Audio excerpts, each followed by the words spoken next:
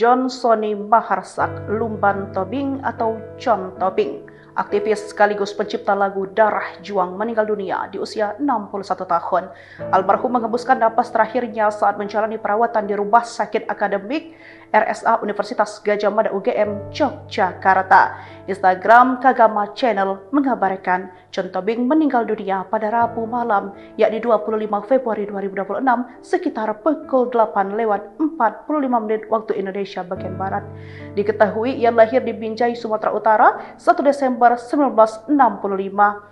John Sony Maharsak Lumban Tobing sendiri merupakan aktivis sekaligus musisi Indonesia yang namanya lekat dengan lagu Darah Juang. Karya tersebut menjadi himne gerakan reformasi 1998 dan hingga kini masih kerap dinyanyikan sebagai simbol semangat perjuangan mahasiswa.